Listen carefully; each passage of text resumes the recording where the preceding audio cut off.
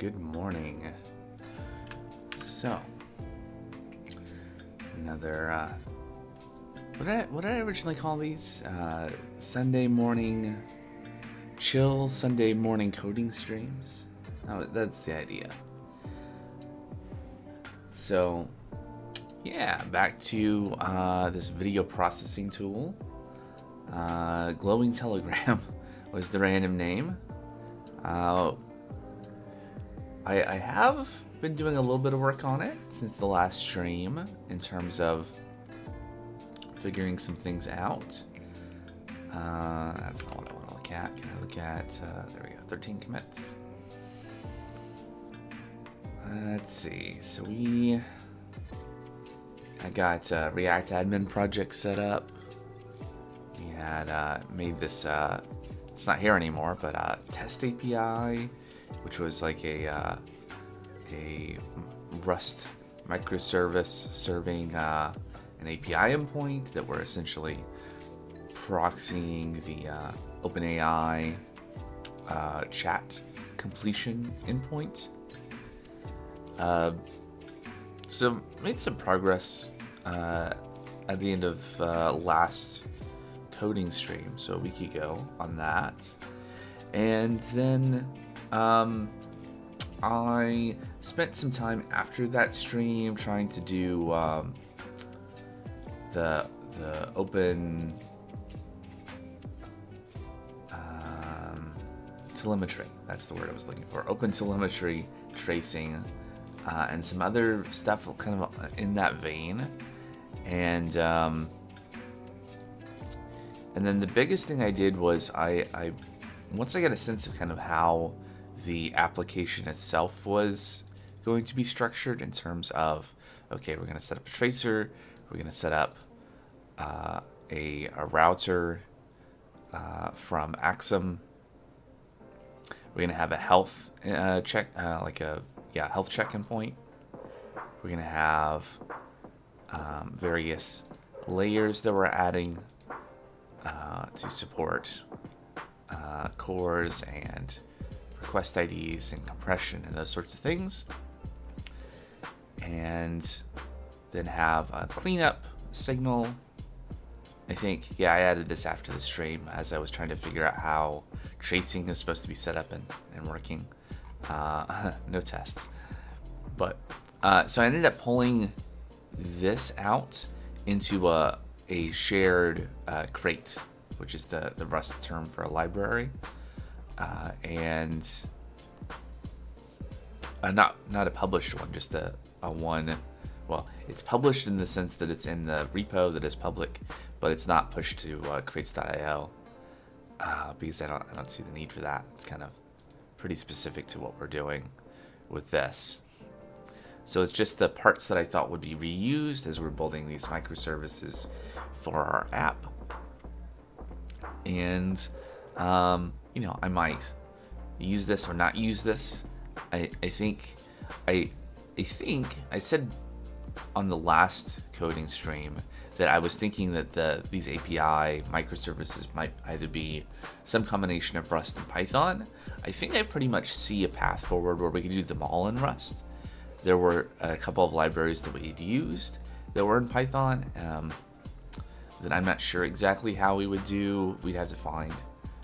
I think librosa was the only one that I'm using right now that I don't have haven't found a one-for-one replacement for in Rust, which is partly because I haven't looked that hard.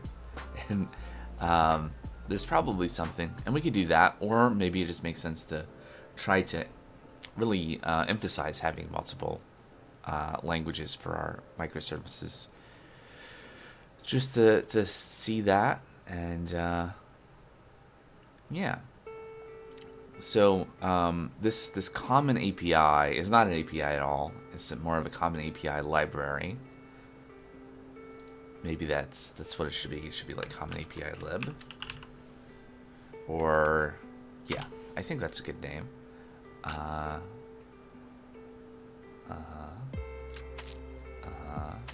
I want to say yes to this?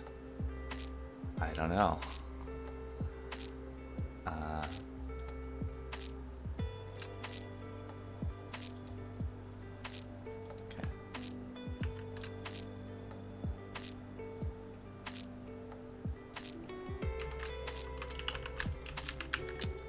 Right. So, with that out of the way, I can get to kind of what we're probably going to start working on first. We can get into the meat of the matter.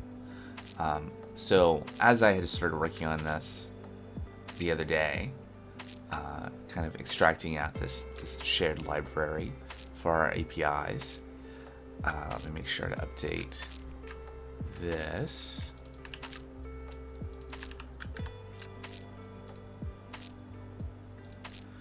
So what this looks like now is that instead of having all that stuff in our main.rs and our actual service, we can just refer to run, and we pass in a state, and we pass in a function which sets up our routes. And so all that other stuff we don't need to duplicate, at least for now. I think if we get to the point where we have services where we needed to set up specific other things that maybe we could just maybe we won't use this. I don't know. We'll see. But it doesn't make this part simple-ish. We are still let's see, I think I did the database pooling stuff on stream. What's going on here? Oh yeah, we got rid of that file. Right, because we don't need the health check in here anymore, because our little mini framework in Common API lib handles providing a health check endpoint for us, which is nice until it isn't. So, and then of course we have complete chat, which is the thing where we're calling, we're using the OpenAI dive crate to make the request to OpenAI. Should have a counter of how many times I say the wrong thing. Say OpenAPI when I mean OpenAI. Not using OpenAPI. See, how many times I say OpenAI when I mean OpenAPI? Not using OpenAPI right yet. I was looking at the practicality, right? Thinking about as we're doing front end stuff, having code gen like types for the interface for our backend would be kind of nice. Unfortunately, there doesn't seem to be a good solution for Exum to generate, like from the command line, like part of a build process, generate an OpenAPI spec that we could then use, because there are code gen tools, right, to take OpenAPI specs and turn them into TypeScript interfaces or types. And I would like that, because when we're working on our front end stuff, we're going to be referring to things that are ultimately going to be powered by the APIs that we're writing. So in lieu of that, we'll just have to be careful. Right, so I've gotten off track. What I was going to say, which is that the issue, though, let me see if I can actually just get this to run. Yeah, we can see there's my last attempt at running this, and I think I have Docker running. PowerShell is back. Let me go full screen here. I'm not in the right directory. I need to be in AI API. And we're just going to do a Docker build. And this is going to fail. Seemingly because, well, it can't find Common API lib. Right? Which makes sense. Like the Docker file, kindly provided by Brainless Society, needs to be adjusted, and the first thing I tried was maybe just try to change the copy here to copy from the project above, but that doesn't seem to want to work.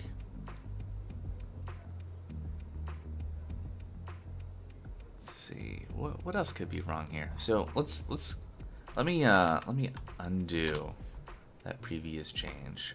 So this is essentially how it was provided, other than the fact that I actually updated the things to refer to, well, originally test API. I guess this should be also updated because presumably the outputted.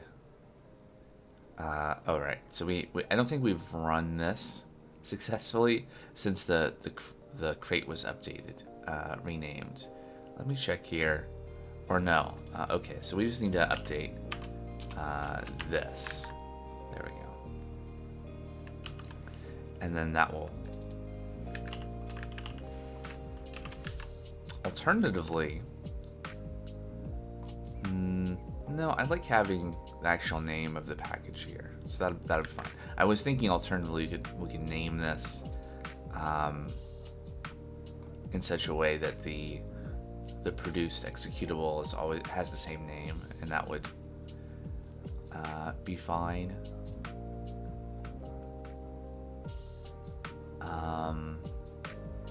Yeah. So what's going on in this? So we have a Rust version argument here. So if we can provide this to the Docker build command if we want, or otherwise we'll use latest, and that's just the tag from the Rust image on Docker Hub. And we label this as base. It's a base stage, just like the comment says. Go figure. And then we take the base stage and we create a chef stage from it, and that is produced by running cargo install cargo chef, which, as described here, is used to cache dependencies. And then we have a planner stage. So the point of having these different stages is to, one, it's nice from a like consumability as a human reading this, to making sense of it, but also from a caching standpoint, right? So if we have a stage here that has this dependency, assuming latest doesn't change, then this will not need to be updated. And so then we have a planner stage. And so this is where we say, okay, workdir is the working directory, right? So copies files or folders from source to the dest path, right? And so this second dot is the destination, and that's relative to the workdir. So we're copying everything from AI API into app, and then we're running this. Now, let's open the docs here. I suspect that maybe doing ... here just doesn't do anything.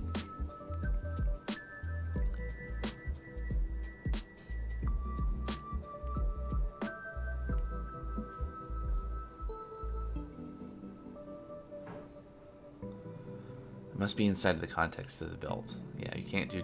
something because what we do when we run Docker build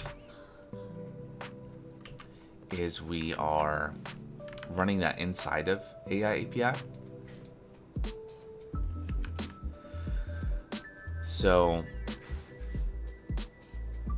it's a problem because what we need in order for the skipping ahead a little bit, when we actually do cargo build, and so presumably, actually it's probably this step, right? Where are we failing? Cargo chef cook release this this step, right? So when we do this step, it's trying to look at the cargo toml where we refer to ... common API lib. So what to do about this? One option, I think, would be to run the Docker build from the top level folder, and that would mean that all of this stuff would be in the context, and then we could refer to that, and we then probably have to like specify, I guess we copy everything, and then when we're ready to actually, then we could like CD into AI API and do all that. Another option, so why not do that? I mean, that's doable, right? If we just like cd dot, and then we would docker build, and then we do f, I think it's -f, whatever the flag is, right? Into AI API Docker file, like that, and then use dot, that context of the whole project. We could make the Docker file work for that.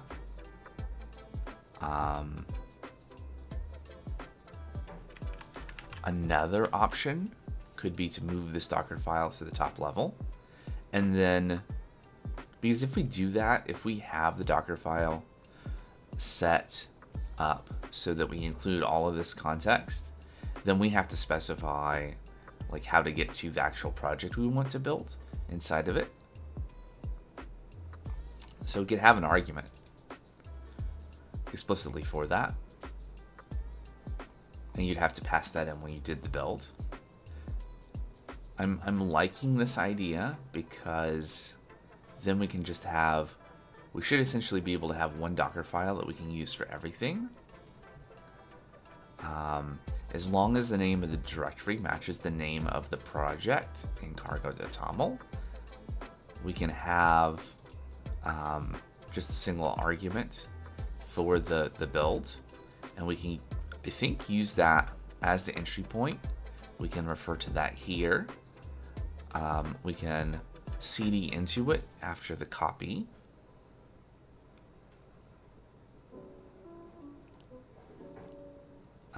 Or yeah, after the copy, and then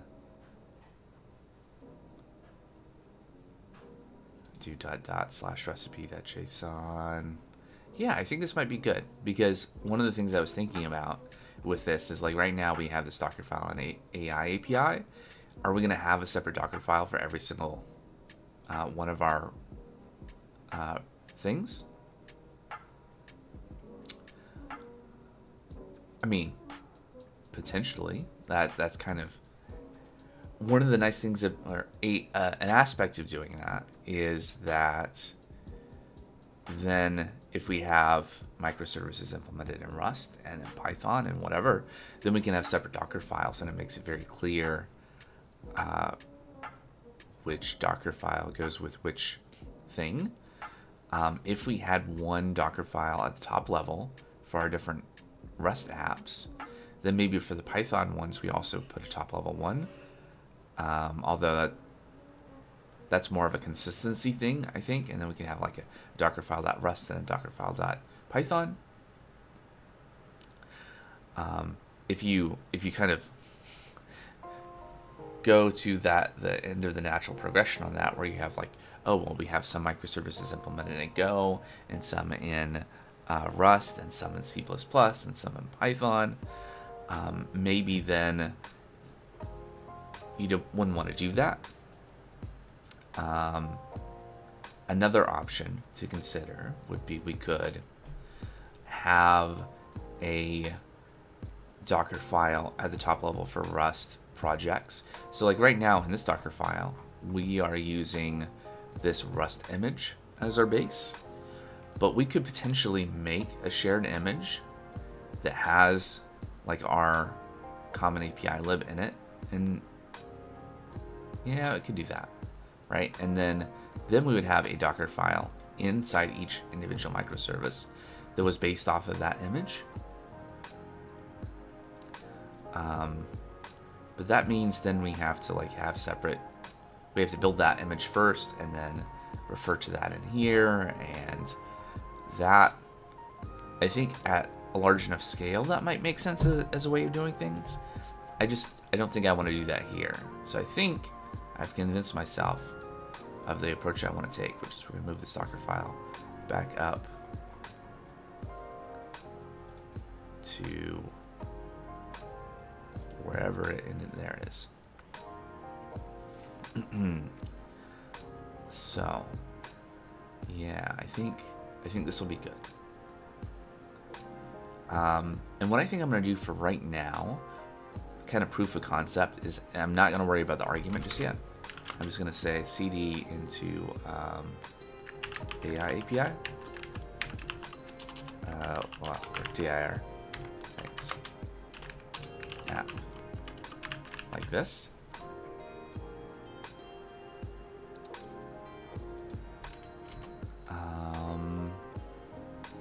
Yeah, and then I guess really we're going to do this. And then we have to back up. And then go back in. And then our runtime is our Debian bookworm slem, not slime.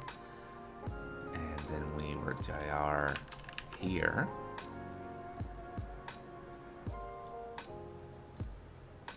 And then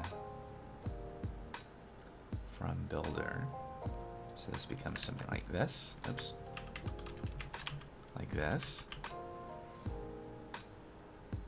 Cargo manifest dir is that, I think. So I think this will work. And then what we can do is we can just go back and replace every place where we referred explicitly to the AI API, we'll replace with a reference to our arg that we'll add. So that means then at the top level, I can do this. So that means I think I'm also going to move the Docker ignore to the top level. There we go. So we want to ignore target. Like we don't want to copy in our existing build. If we're like building stuff locally, we don't want to copy that in. The Docker build process is going to generate that itself. We also want to ignore Python virtual environment. That's right.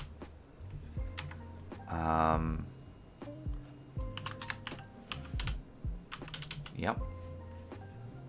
I don't have any of those, so that's fine. What else do I want to ignore?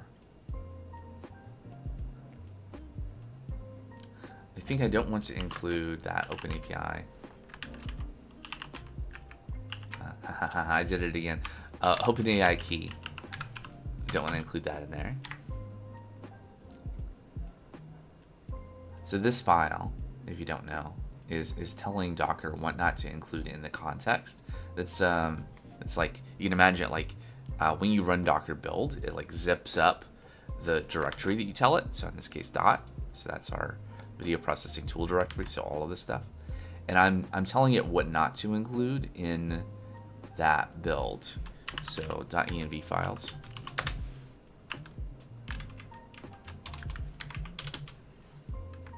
I mean, I do want to ignore VS Store generally. VS Code, sure. I don't have any of those. I don't have any of these either, but I think that's a Mac thing. Okay, so hopefully this will make it so that the context is relatively small.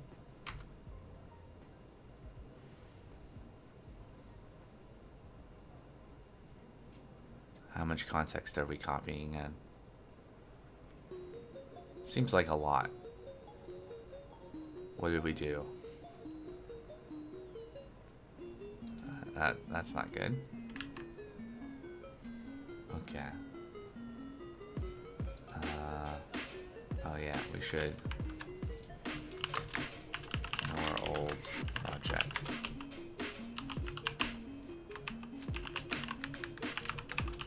This is our old Django app.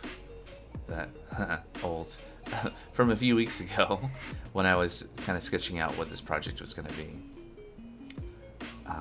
And then we also want to ignore that chatbot thing. So is that going to improve the size of our context? I don't know. 200, 300 megabytes seems like a lot. There shouldn't be that much. Where's that coming from?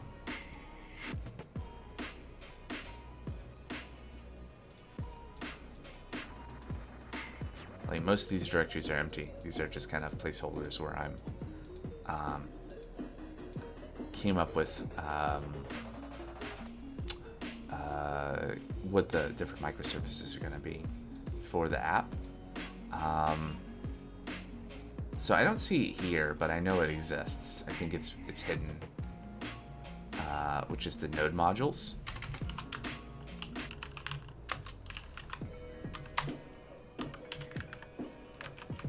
I'm guessing that's what that. Come on. Load build context. This is too much. What are we pulling in that's so large?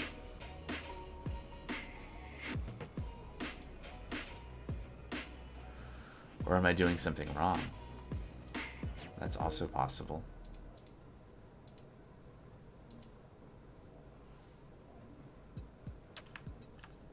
How big is this folder?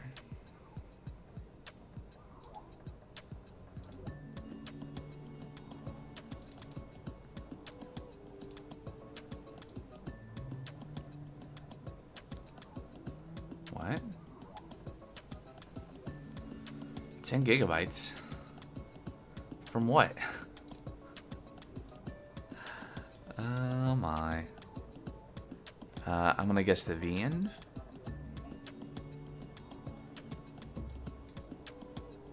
Okay, that's nearly 2 gigabytes, but we ignored that, right? All the VMs? How does Docker ignore work?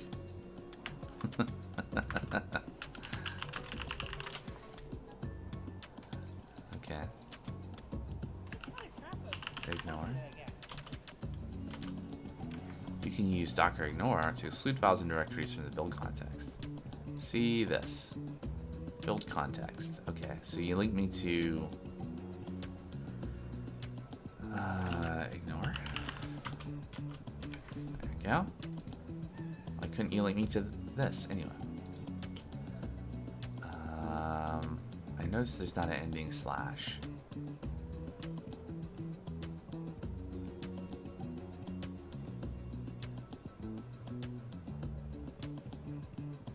Exists in the root directory of the context, matches patterns in the files, multiple Docker files. You can use different ignore files for each Docker file. You can also use special naming convention. Place your ignore file in the same directory as the Docker file and prefix the ignore file with the name of the Docker file shown in the following example. Build that Docker file Docker ignore. Interesting. That Docker file in. Interesting. Syntax. Okay, so comment */temp slar. Okay, so exclude files, start with temp in any immediate directory, 2 levels below.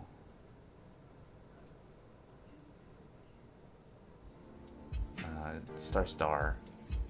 Okay. Root. Okay, so this, unlike get ignore, it looks like we need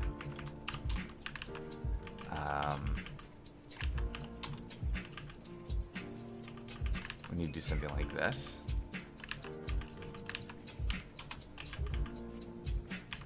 And then the slashes aren't necessary. So let's see if that.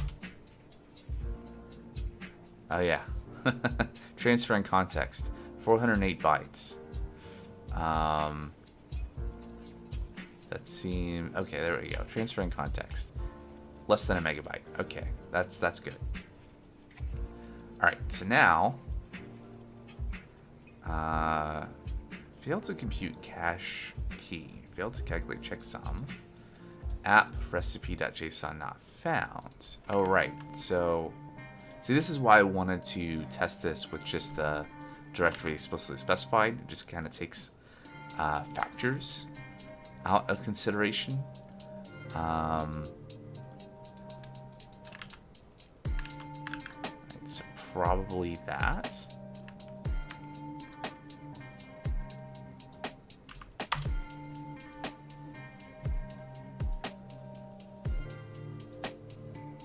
Okay. Hey, we're back to the original error that we had. Failed to get common API lib as dependency in package AI API 001. So this was in the builder run cargo chef cook release. So this step.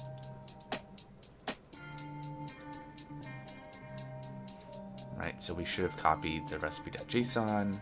We are in app AI API.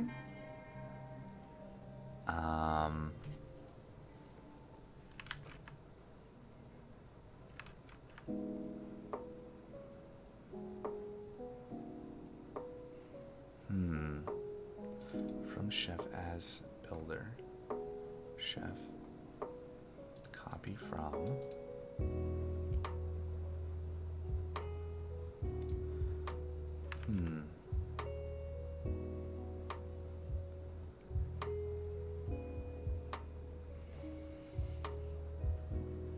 Yeah, failed to read app common API lib cargo toml.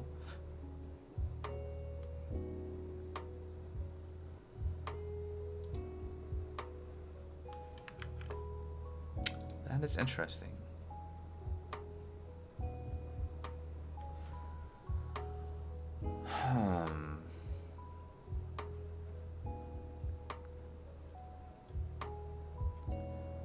So we are working from chef as builder.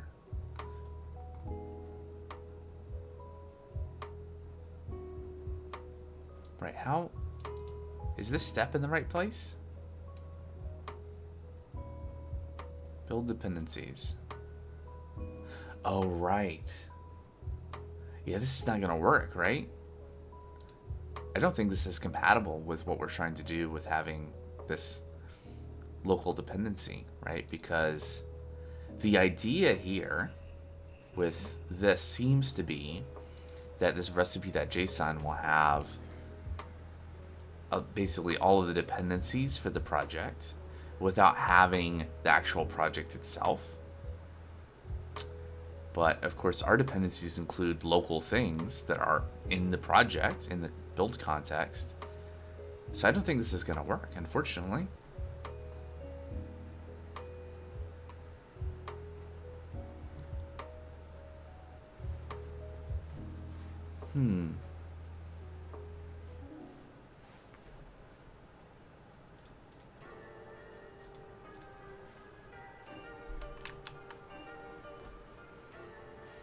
Is there a way I can make this work? I guess I should check out the docs on Cargo Chef, since I know little about it.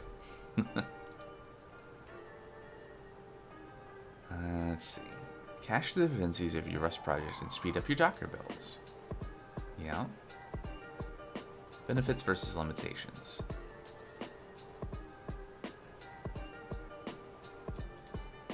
Cargo build will build local dependencies outside of the current project from scratch, even if they aren't changed due to lines on.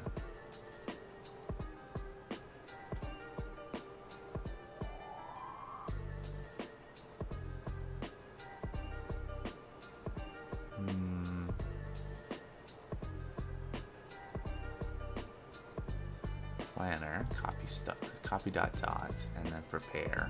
From chef as builder, copy the plan. And then we cook it, but we haven't copied everything yet.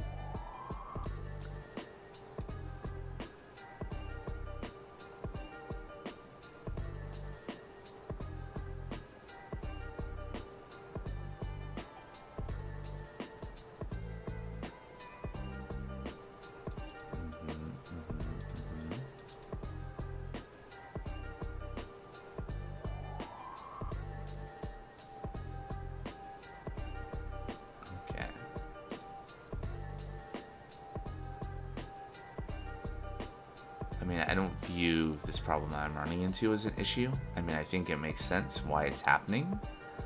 Just kind of wondering if anyone else is talking about this sort of use case.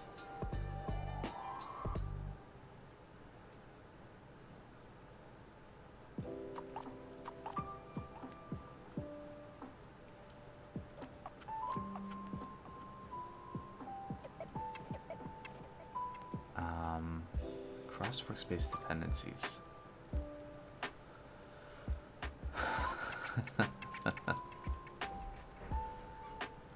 Client WebEx API server. Yep. Yep. Looks familiar. How should it do?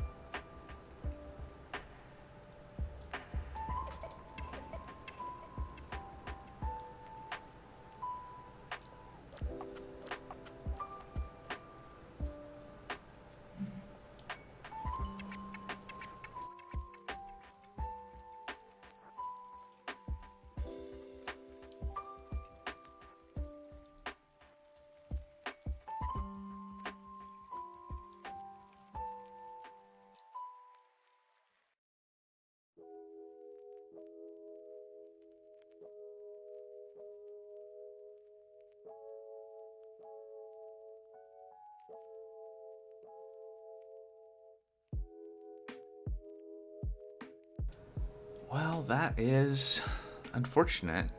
I wish...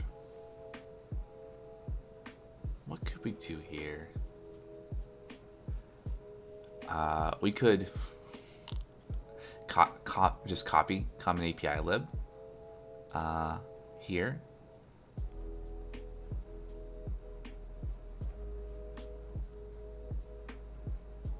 Wait, why? Oh yeah, we're here. Okay.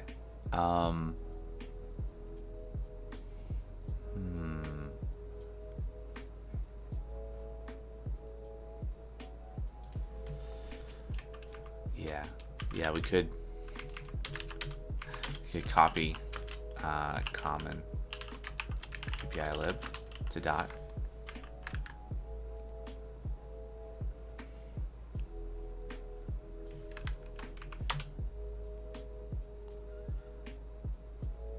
Now, that didn't even work. Builder step 5. So cargo chef cook release. Cargo chef cook release. Why didn't that work?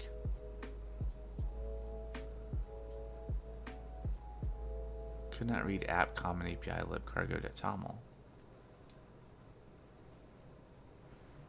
Huh.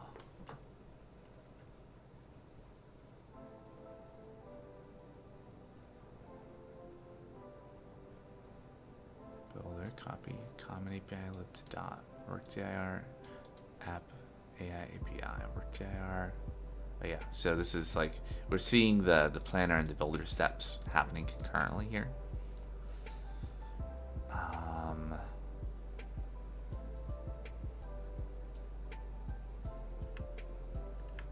So copy from planner. It's the step here where we're copying the recipe.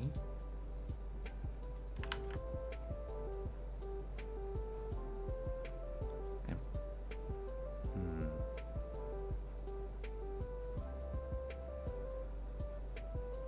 46. Yeah. So why is that a problem? Can we just yeah, can we do that?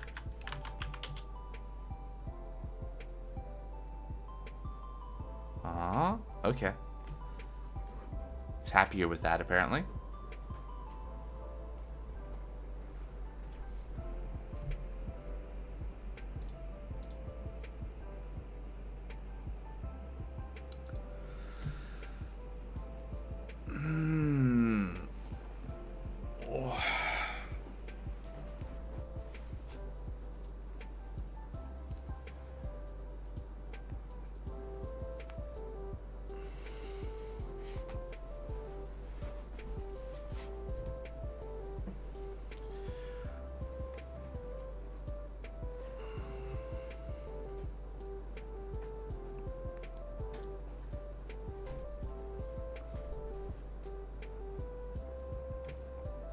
So, I guess we could start looking at next steps.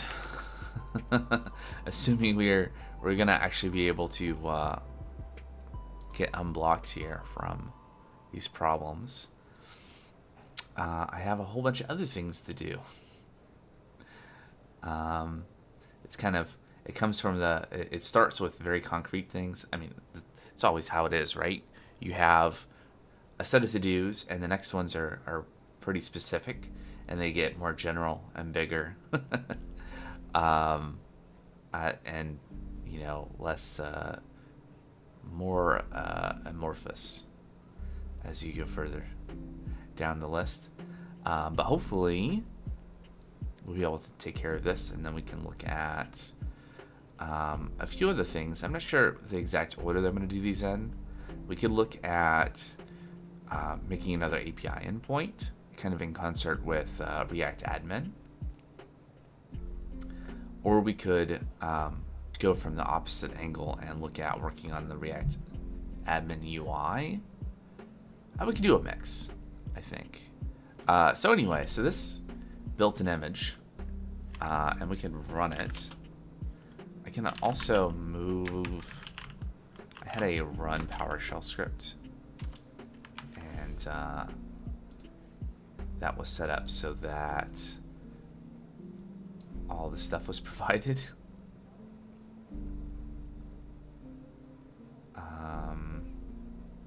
For me. Oh yeah, but this is going to be different.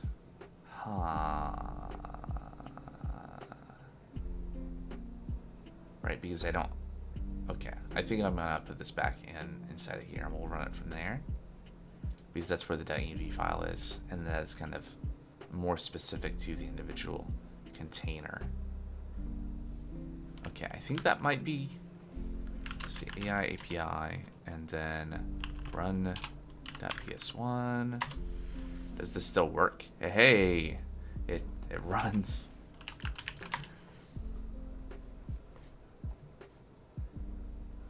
And we even have debug output. It's real nice. And if I come over here with Postman, we can hit the health endpoint, which is just that slash. And we can see status up, and then we see a bunch of logging here. Debug and info level logging. We can see we hit our health endpoint and common API lib. We can also hit our chat endpoint. And I'm pretty sure I fixed the issue where it logged the key. So this should be fine. Yeah. So we can see our response from OpenAI's API. And we can see all the tracing from that. DNS resolver, connection, all of it. All the things. All right, cool. So that is a working service. Very nice. And so the next step, as promised, was to parameterize this Docker file. So I think I'm going to go up here. I'm going to say arg service.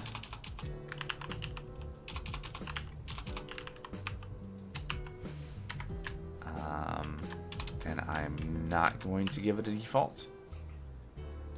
And then, can I do this? Is that valid? I guess I'm going to find out. So I want to just replace everywhere that I'm referring to AI API with that parameter. And maybe that will work. Let's CD back up a level. And then the first thing I want to do is I'm going to run it without the arg. There we go. Is there a way? Like, I didn't provide a default. Is there a way to tell Docker to care that I didn't provide a value to indicate that it's required?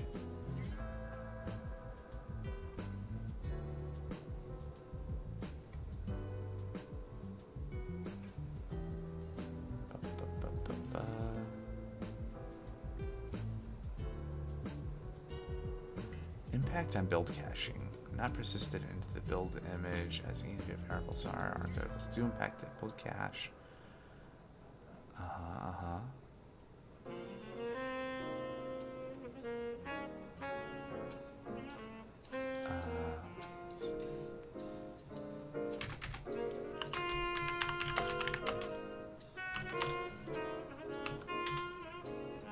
Okay.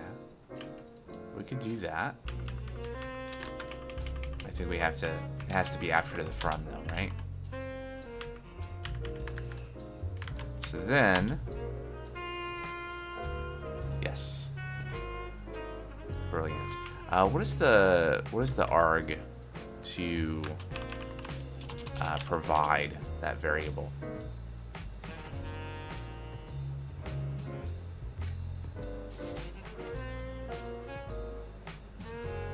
Build arg. I think I've never used the build arg before. In all the years of using Docker. At least not from the command line. At least I don't remember having ever done that.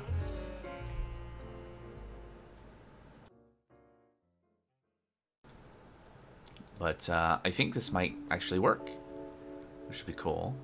And then we'll be done with this Docker portion of the stream for a bit anyway.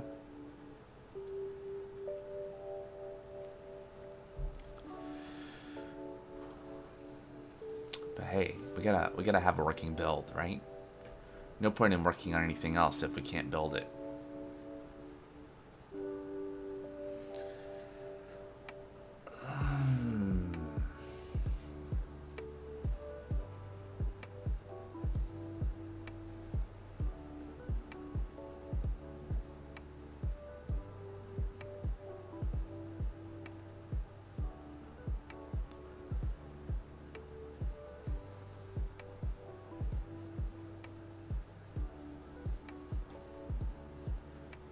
Okay, but I'm gonna assume that this is gonna work. Let's start looking at the next thing. Firefox, are you there? Okay.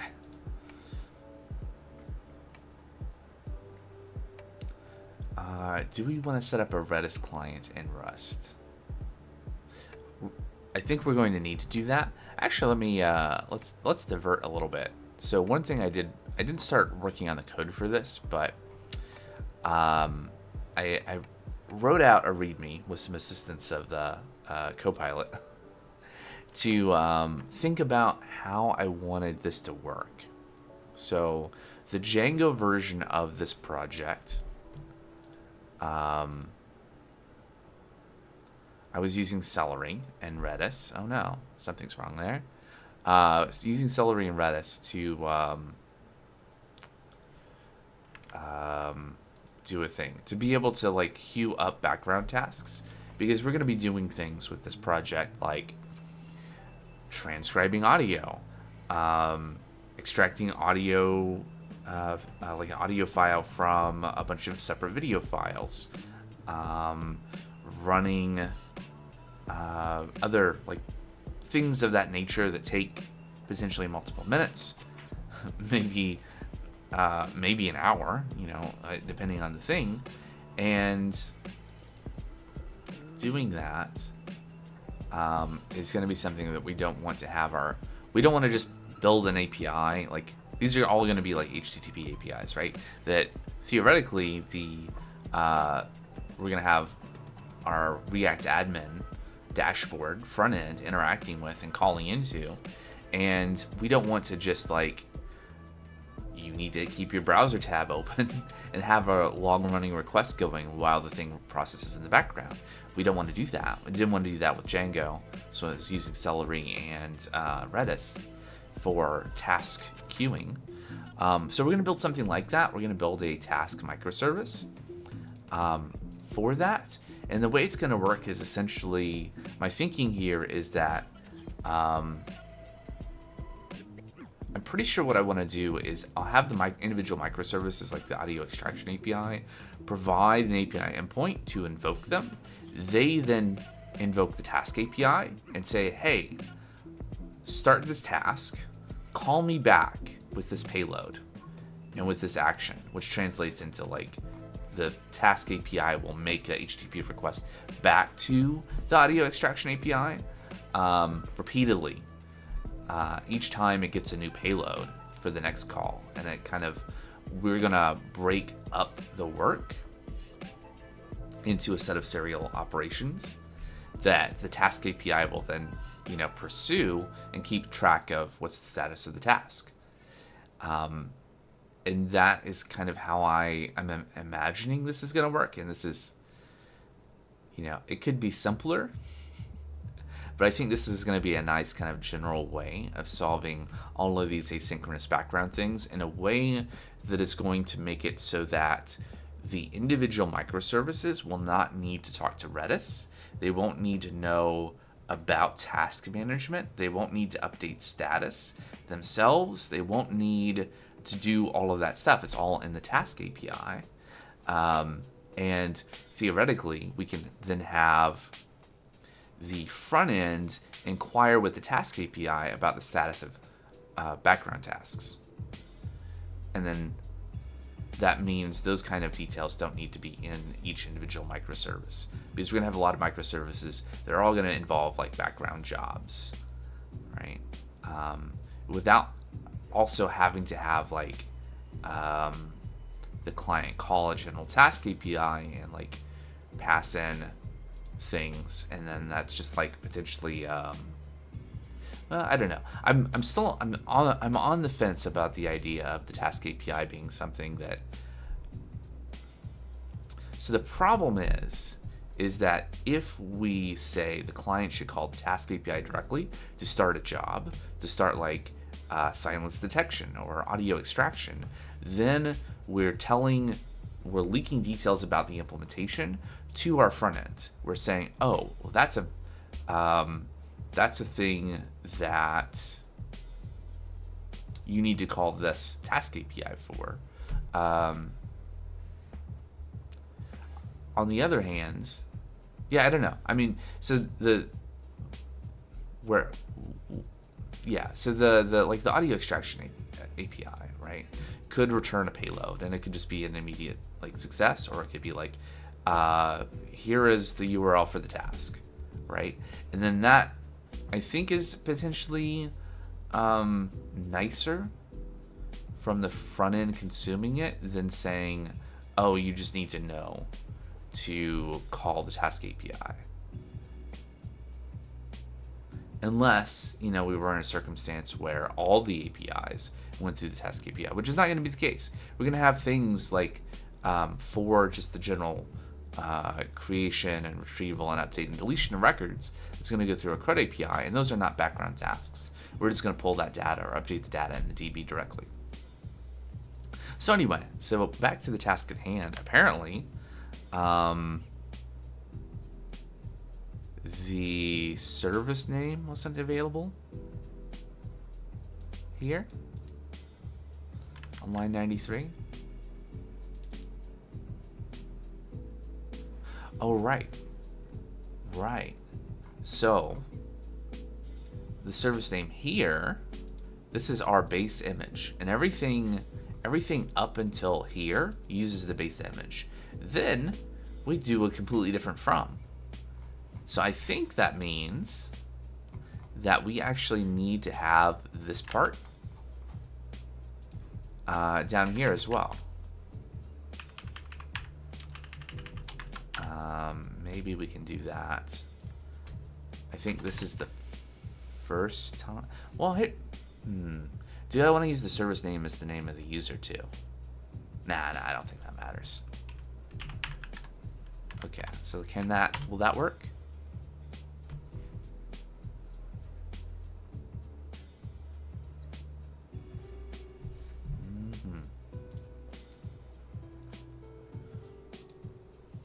Okay, that did a thing.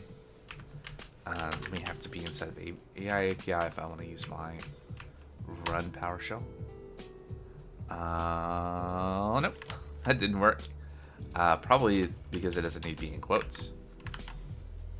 Let me just open a separate terminal so I don't have to CD back and forth.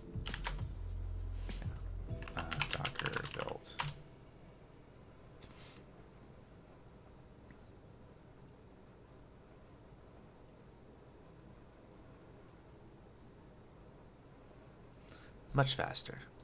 All right, so then if I run this, not found.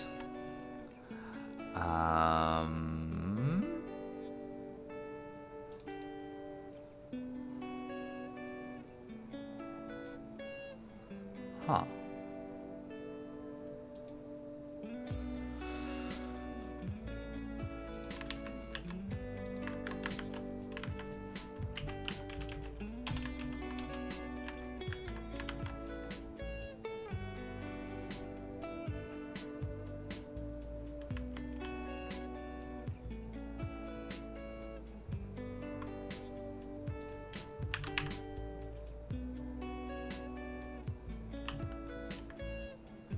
Do we think something like that would work? Copilot seems to think so.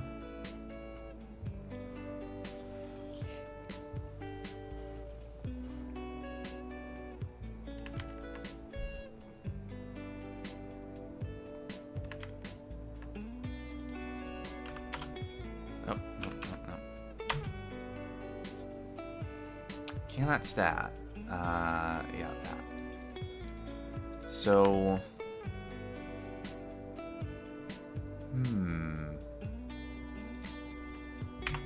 let's give it an actual like name.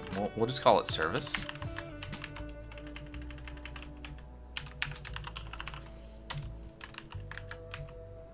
Let's not call it service. What can we call it that would be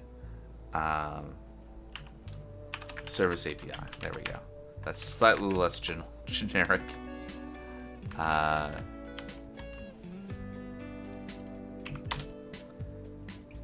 Because apparently it will not interpolate the variable in place, and instead it just keeps it and passes it on. So that's... Hey, success. All right, so we have a thing that works, and we should be able to apply this. If we had other APIs, other Rust APIs, we could do that. I think I'm also going to call this dockerfile.rust, which still works, right? We can still run the same docker build command. We just have to say -f dockerfile.rust.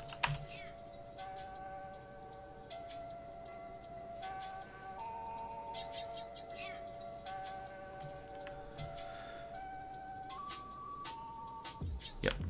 Okay. And that way, you know, just keeping the door open if we have other Docker files for things that are shared. I think the other thing is I don't like the... it's kind of misleading, right? If you have a top-level Docker file in a project, that might seem like it's something for the whole project. I don't know. Anyway, I think that's good. So let's save all this. Look at all the things that changed. Mainly we fixed the Docker ignore. We got this Docker file going.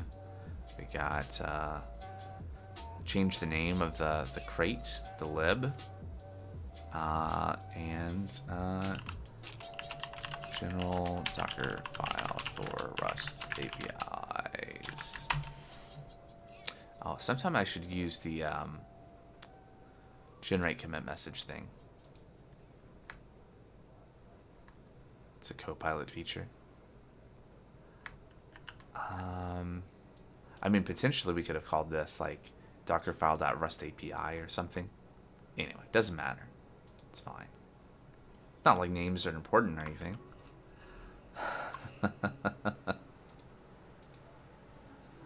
All right. So we could set up the Redis client. I think I'm gonna hold off on that and probably hold off on working on the task API for a little bit, because I do want to work on excuse me. Do want to work on the React admin stuff, and then I think what we'll do is we'll bounce back and forth between the front end and then implementing an API that provides the back end for it. That sounds like fun, right? Lots of context switching.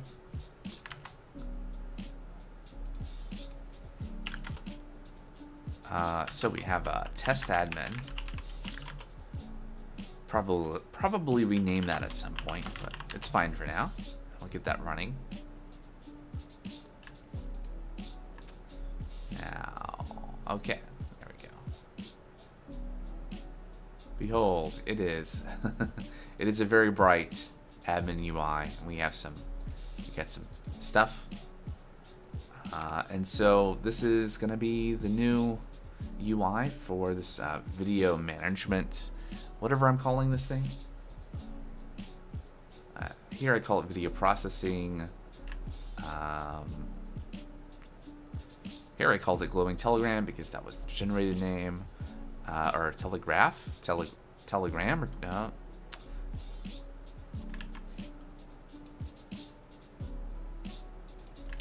How did that happen? Glowing telegram is a name that was generated by Gab, and it's like good enough.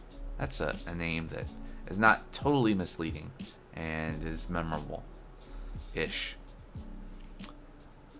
Yeah, so this is a tool for managing stream recordings, ingesting them into a database, providing a web UI for searching, analyzing, passing them to a video processing pipeline. In other words,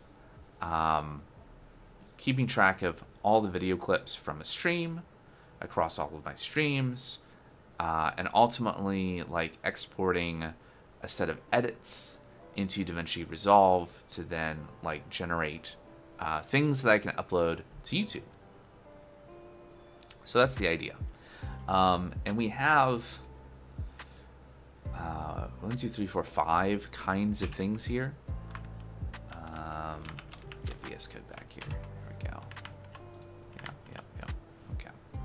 So let's look at test admin.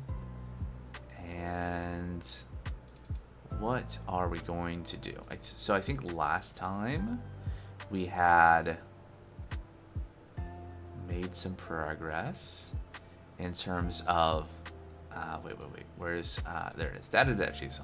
So right now the data that we're showing in the UI is just static in this JSON file, which is very convenient for like sketching out how things are supposed to work, how things should look in the admin.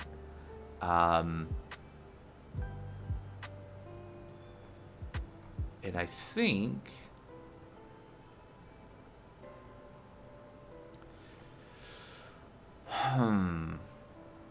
what do I want to do here?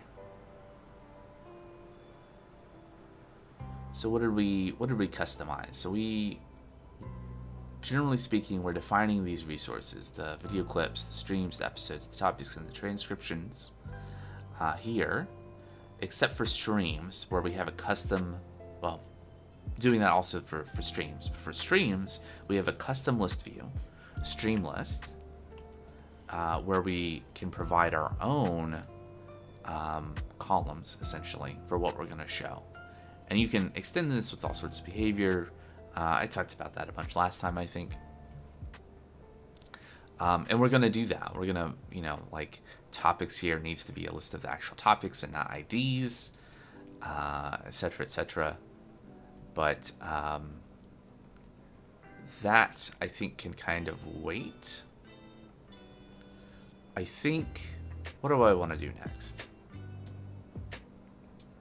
So on the one hand, if I wanted to really focus on getting the UI right, I would probably just make sure all the data looks right here for like how the backend is going to provide it, and then I would just work through all the different resources and create whatever list and show and edit views, and then start coming in here and customizing.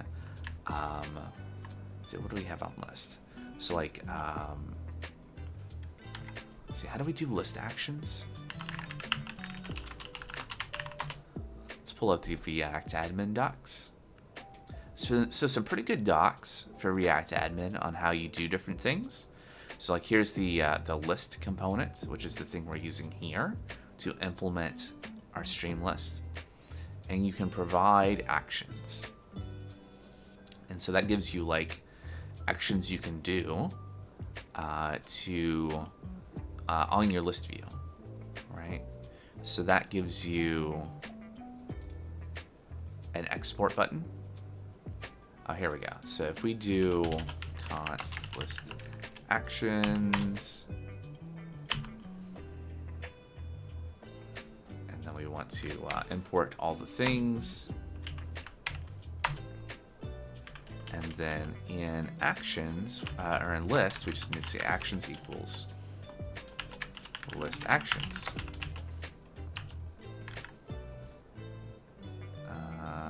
That's not necessary. Right, and so then we have a create button. We lost our export button, but I didn't really need an export button anyway. What's this error about? Yeah, that's complaining about the thing that we had temporarily saved there. So if we save, should be good. There we go. So you can add things like, here's a create button. That errors. No item with identifier create. Right, because we probably have not created a create. Let's see, create guesser. Might be a thing.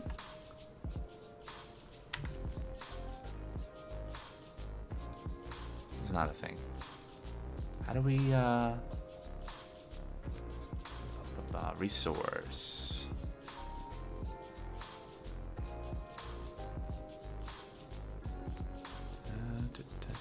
Data fetching. Where are the guessers? Show edit list. I guess there's not a... Can we use edit guesser for create?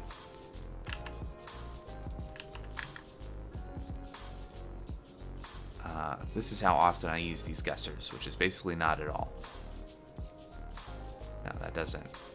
I don't think that works. Interesting. Anyway, I don't really want to do that right now. I think I was going somewhere with this. Right. So we could, and we do need to, going forward, add some actions, right? So in the Django app that I had made, the various things that we're trying to do in the app, which I did actually add to the README. So here are all the things that I want to be able to do with this app, which I think is probably important context for making sense of all of this. So first, just track locally recorded clips from a stream, right? So like, that's not what I wanted to click. Glad that didn't show up on stream. So in here, OBS. So here we go. All the recordings. So these are all like 20-minute segments of the stream, right? And 5 gigabytes each. It adds up. But I want to be able to essentially say, hey, I just had a stream. Let me create it here. And then I tell it, okay, or it probably just will default to like, okay, the current day. And because I'm running this locally, I can just point it to my local disk, and it can scan all the files that have today's date and add them to that stream. So that's the thing I want to do, right? In fact, let's add some to-dos. So add create button on stream UI. Have it automatically trigger scan of files for that date when creating. So yeah, how did I have that work before? I think I had an action, right? So you would create the stream, you would put in the prefix of the date of the stream essentially, and then after you saved, you would go back to the list view in Django, and you would select the record, and you would select a bulk action to scan for files with that prefix. I don't know if I want that as a separate action or something that's just automatically happens when you create the stream, provided that you provide like the prefix. I think I want that just to happen automatically. Yeah. And that'll be good to do sooner rather than later. I don't even think that we need to have the like the task API and the, kind of the background worker stuff working to do that, because that's not a slow operation. Looking in a directory, even if it has like 10,000 files in it, and looking for files with a certain prefix is not slow. That should be like milliseconds, I want to say, even on Windows. So let's see, things we want to do.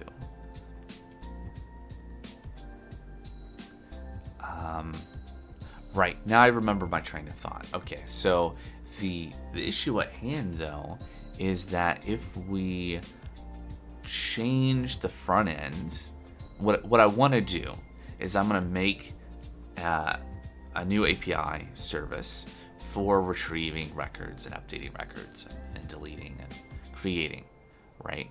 And when I do that, I am going to update the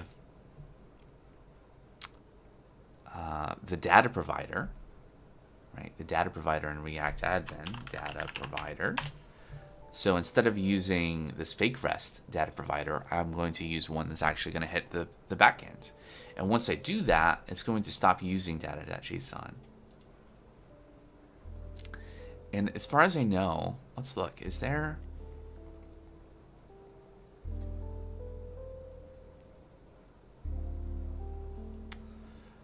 Security, list page, create, edit, show, common, fields, inputs, preferences, all sorts of fancy things. The badges here, these are premium features or enterprise features or whatever. You have to have the paid version to use, which is most of the real-time stuff. Be cool to play around with that, though. Let's see, ecosystem is probably where I want to look. Enterprise packages, third-party packages. Ooh.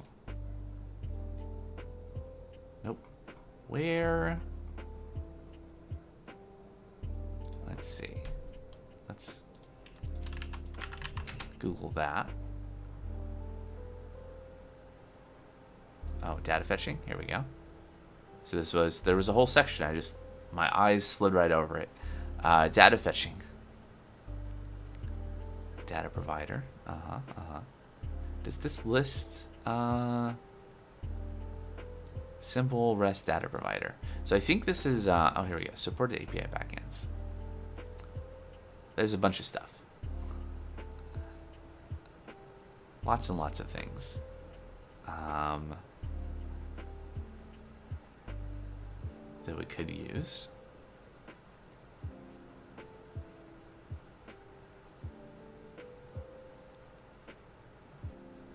Is fake REST listed here?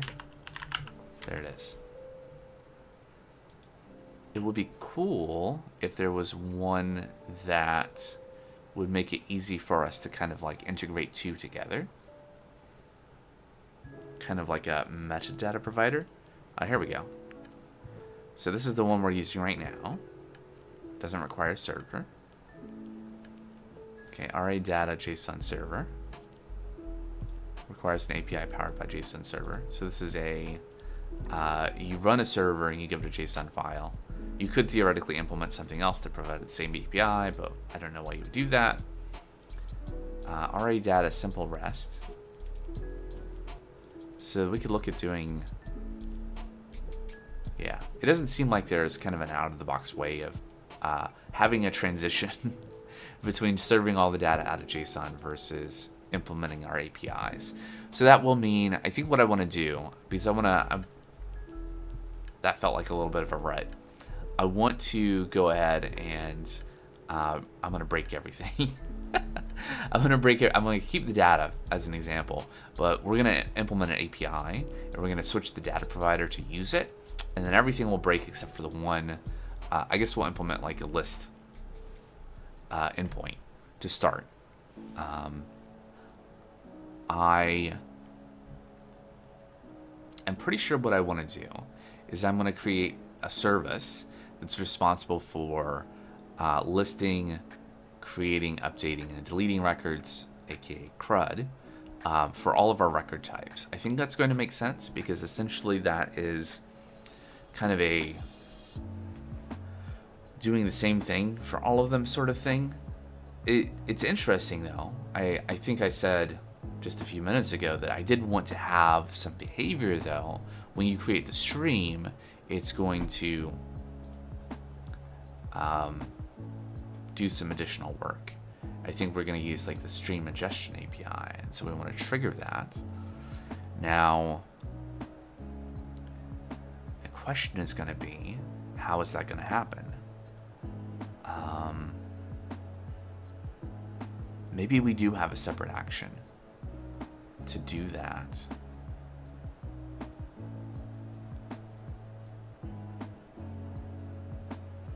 Yeah, I think that's going to make the most sense. And the great thing about like working on a project that you don't have other people that are going to be using it.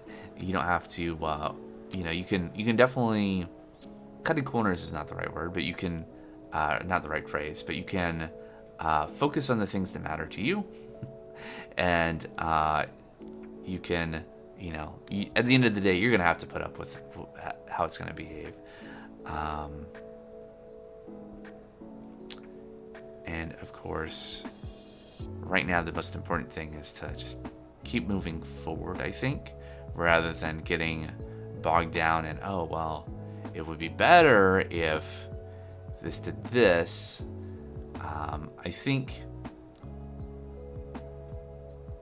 speaking of corners, I don't think we're going to paint ourselves into a corner by arranging the services this way. If we wanted to have something where when you created the stream record, it would automatically trigger the ingestion of the files, that could happen a couple of different ways. We could have, I generally speaking, don't want to have the different microservices talking to each other. I want to limit that. I don't want to have everything talking to everything else. But I don't want to also say that that's never allowed. Like we've already described one case where that's going to happen, which is with the task API. The task API is going to call the other services. But more specifically, the services are going to call the task API and tell the task API how to talk to them, essentially. And I think that is a good pattern, maybe. We'll see when we get there and afterwards. But yeah, anyway, it's a lot of talking and not a lot of coding. Let's make a little bit of progress before the midstream break. So I think the first, well, we could make the API client and stuff, or the API server, but I want to take a look at the RA data simple REST to see what it's going to do, right? So here's how you set it up. You invoke simple REST provider and you pass in a base URL, and then it provides the different actions for the provider to do the various things: getting the list of records, getting one record, getting multiple records, filtered by a reference, creating, updating multiples, deleting multiples, right? So these are the things that you need to implement in a data provider to tell, like, this is the interface React Admin has to do various things you can do within the UI. And so a data provider needs to implement for each kind of record that you're dealing with these operations. And there are ways to minimize that. Like if you don't provide in the UI, you can disable multiple deletes. I think you can anyway. And various other things. Then you don't necessarily need to implement every single one for every single resource.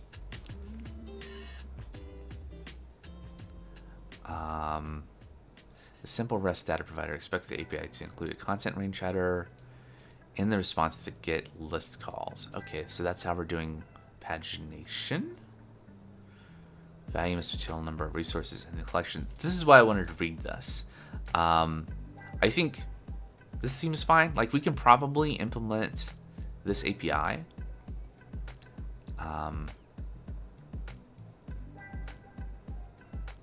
And that makes it really easy then to integrate the front end to our API.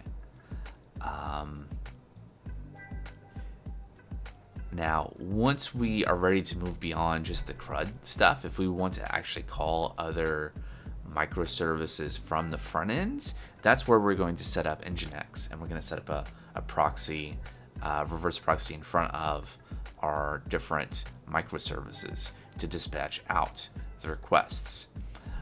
But we don't need to deal with that now. Just know that it's been considered, and we can deal with that. So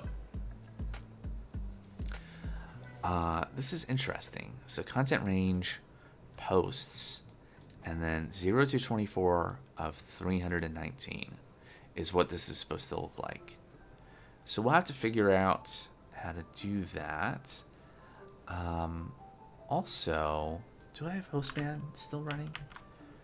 So in our response headers, okay, we just said star. Oh, that reminds me. Another thing we should put on the project list is add env vars to configure cores settings in services. Right now, it's just hard-coded to star, and we probably shouldn't. We should address that. Anyway, okay. So this gives me a sense of what I need to do in terms of implementing the API. Were there any other notes? No, just like examples. Okay, so on the right-hand side, we have what the API is that we need to build, and on the left-hand side, I guess we're going to build the API. And this is going to be relatively straightforward. Let's see, where to go to here. We're going to go to CRUD API, and then we're going to cargo init. I think it defaults to app, so we'll just do cargo init. Yeah, application. And that just sets up a crates file. Here in CRUD API. And our first dependency is going to be our common API lib equals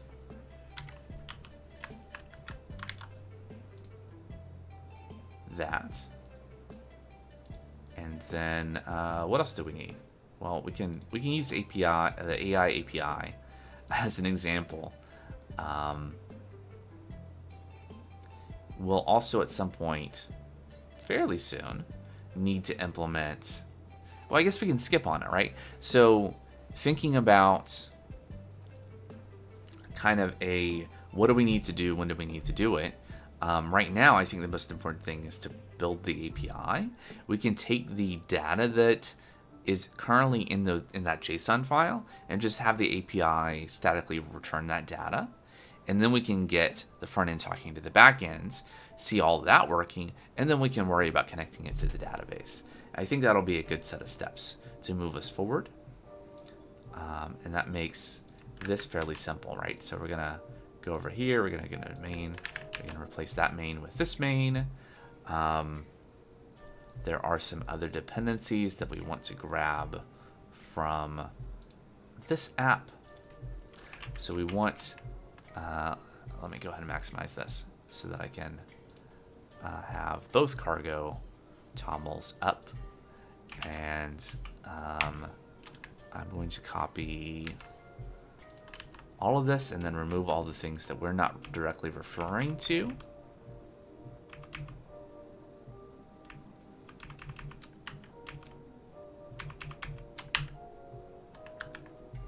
There we go. I think, yeah. In a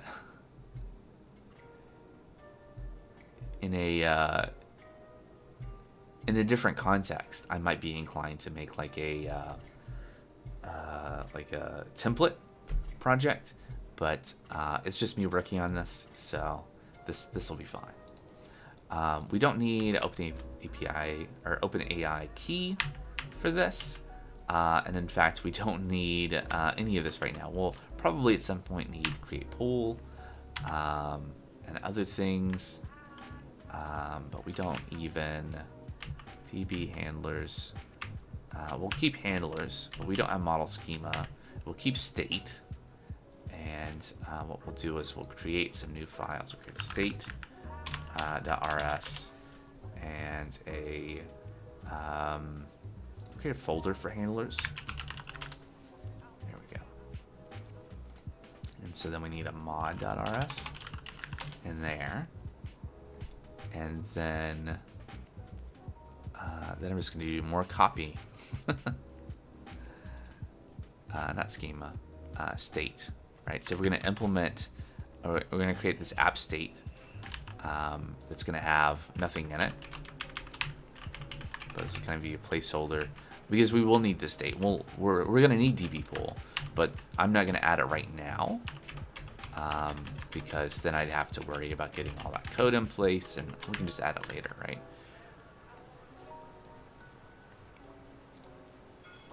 The other thing that will be nice with this is that I'm probably going to pub mod. Let's see, how do I want to do this?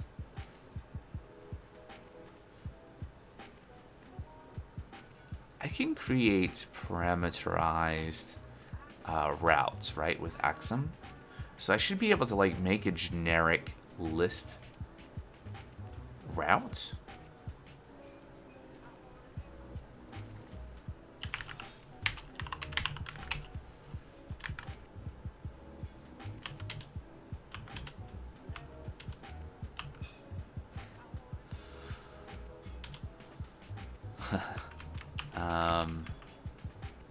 So let's go back to here. So what do we need to implement? We need to implement listing, getting one, getting many, pub mod read records. Let's keep this in the same order. List records, read record.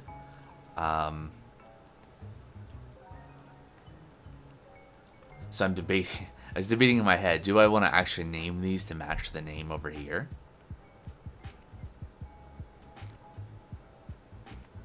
Maybe I do. I mean, it's what I'm doing, right? Is I'm mirroring the structure. So why not just call them the same thing?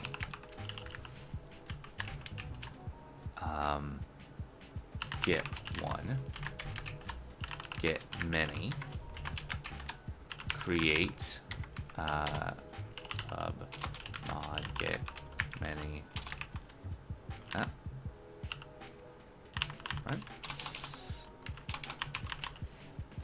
Create update pub mod update many, and it's getting it. Delete and pub mod delete many. And then, of course, it sorts them. But that's fine. We got 9 things. 1, 2, 3, 4, 5, 6, 7, 8, 9. Right? And so we would implement each of those files, and then we have a thing. We have an API.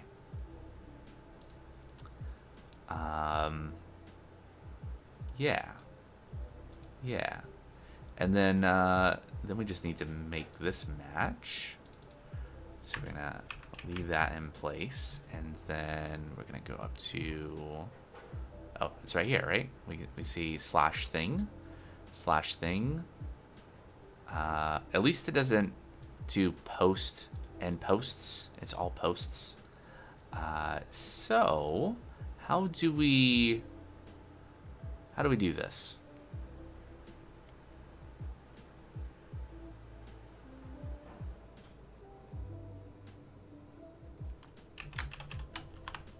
Do /records.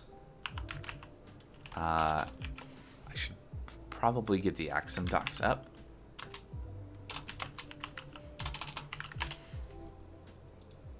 Since this is relatively new to me. Router for more details. That's okay. So we use colon to indicate path captures. So we'll do, yeah, key, sure. All right. And then I guess we need to have this right here. So we have the names side by side. No, we don't, because they're exactly the same names as those. So this is get list. And then, let's see. So the way we need to do this is to do that. And then we're going to do / ID. And this is going to be get1. And then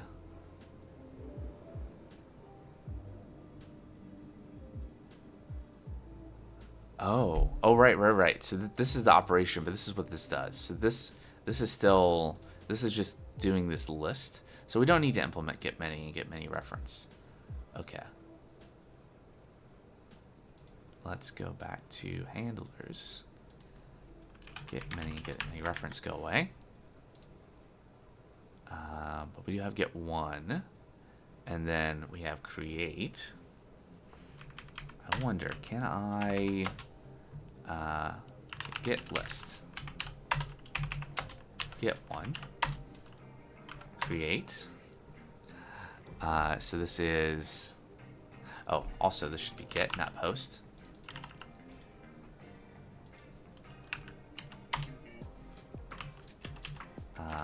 We did need router as well, so that's good.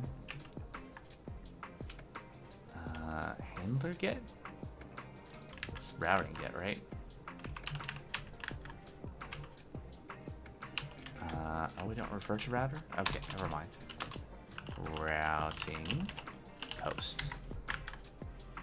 Yeah, I know handler doesn't exist, so we have to define that. But yeah, so now create is a post to record / key. That looks right. Then update is a post, is a put, actually.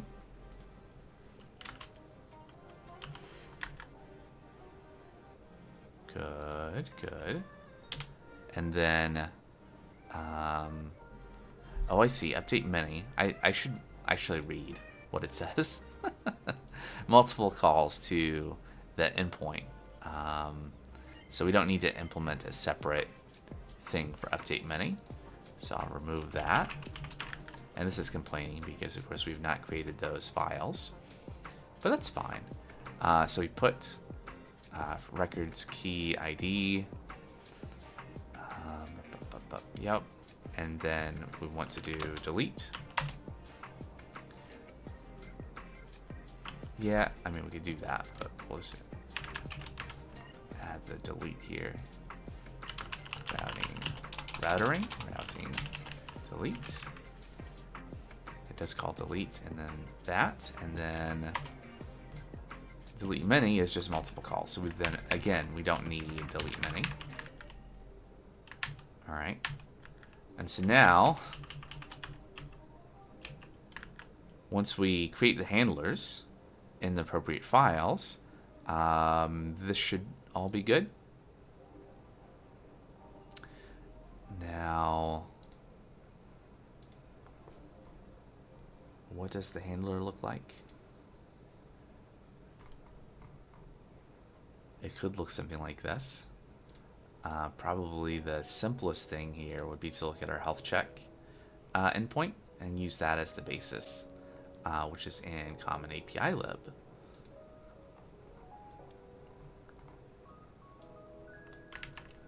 Like that. And then we're going to create some files. We're going to create create.rs. update.rs. Delete.rs. Get list. Get list.rs. And get one. Get one.rs. And now that those files exist, you're happy. The handlers don't exist, so I guess I need to at least add the handlers. Handler. Get one. And we'll just return some empty JSON. And then, yeah, we need a bunch of things imported. Some of the stuff from here. We'll narrow that down here in a second. Like so. Yep. Then none of that, none of that.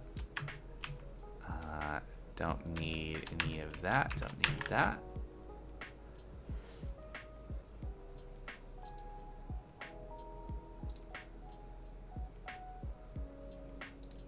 Did actually need tracing.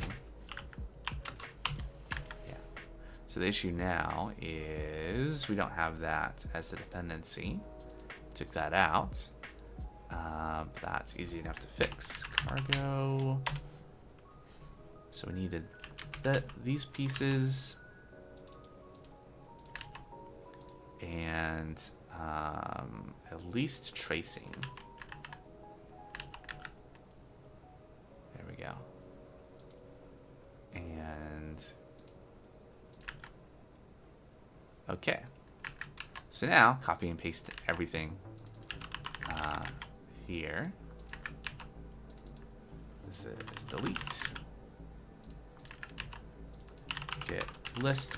And so I just want to see that this compiles.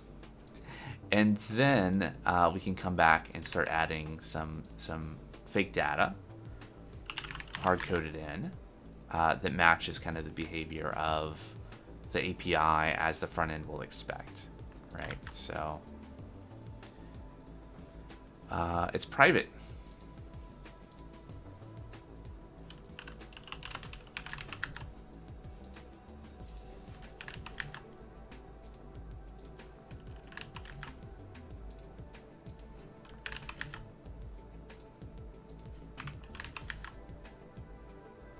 And this doesn't come up red anymore. So, there we go. We built an API. Woo! So the next thing to do is just to run our, build a new image, right? With the command that we were already doing. Docker build.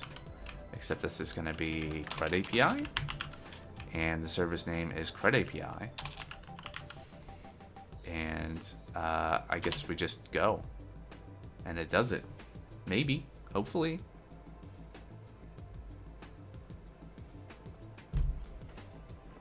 Wouldn't that be something?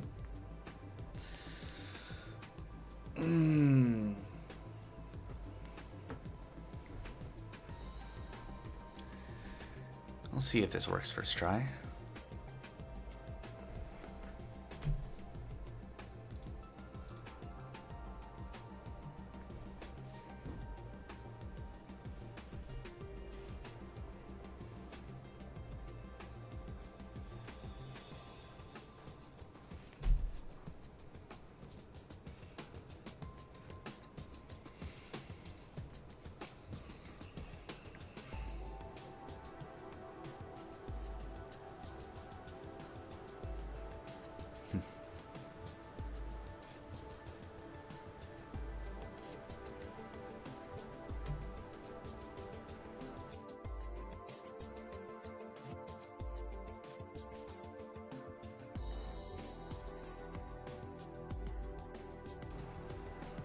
Almost. It's the last step, right? All right. So, Docker run. Yeah, 3000. IT, keep it interactive. RM means that the container will delete itself. I don't need to give it a name. We don't actually need to mount anything with this one. We don't have like an API key. So host not set. Right. So there are environment variables that need to be provided. And what is that? Host equals 0 to 0 to 0 to 0 to 0. I guess it's -E for short, right? And we just do this multiple times. Port 3000.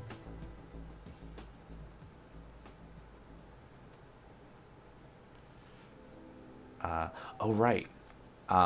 So that run.ps1 that I was using before. All right, because we use the env file. Can I show the .env file? I think so. Right, because it's just default Postgres.